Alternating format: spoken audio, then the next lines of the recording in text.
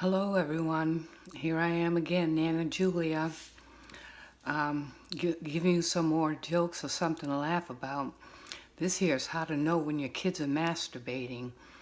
When they're around, they start as early as 8, 9 years old, masturbating. Basically, my kids were teens when I started thinking about it. 13, 14, 15, in that area. I kept finding stiff t-shirts and stiff socks on the corner of the wall on the inner part of the bed or underneath the mattress. And I'm like sniffing this, like holding up the sock or holding up the t-shirt. And well, how the hell is this stiff like this? Like crunchy stiff. And then it had a little odor to it. It's like, it's not worn and dirty. It's just stiff and stinky. And I'm like, I asked my son about sex and girls, and it's time to bring somebody home and meet me if you're dating. Oh, I'm not bringing nobody home to meet you. You're going to embarrass me. I said, I'm not going to embarrass you. I'm just going to sit down and observe the girl and ask her a couple of questions. No, you're going to embarrass me. You're going to say, are you fucking her? Or, are you having sex? And you're going to question her about her parents and where she lives at and all this other stuff. I said, son, I wouldn't do a thing like that. I'm just going to ask the basic, simple questions that any loving mother would do who's concerned about her son's welfare or her daughter's welfare. That's all. Just be a natural, normal mother.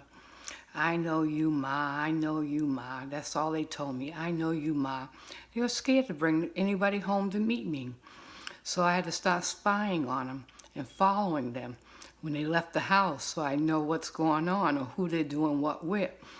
So I put on my baggy jeans and my baggy shirt and my baseball cap, and they'd be hanging out in the street. My son would be all up against the wall of some business with his arm like this.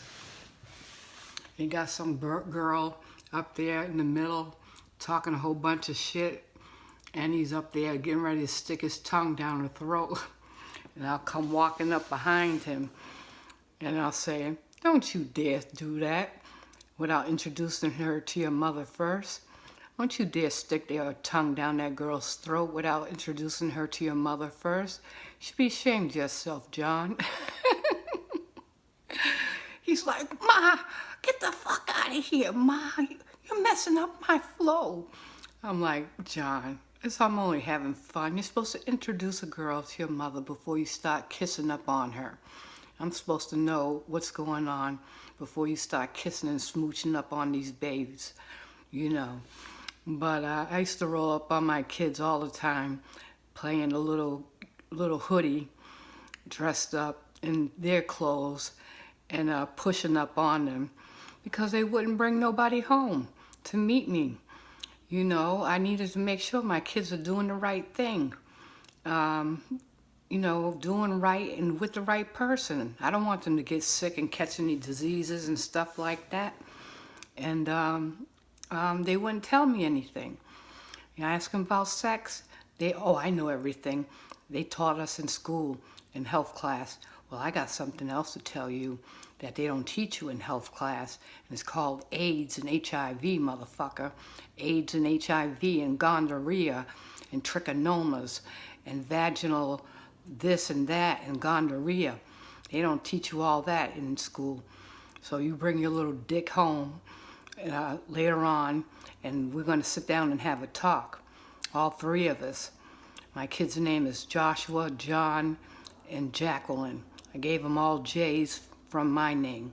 So we're going to have a sex powwow when all you motherfuckers get home tonight, and we're going to talk about sex and where you've been pointing your dicks at and where you've been putting your pussy at before you end up catching some dreaded diseases. You got to educate your kids. You got to educate your kids, because nobody else is going to do it the correct way for you, mothers and fathers who are out there. Peace out.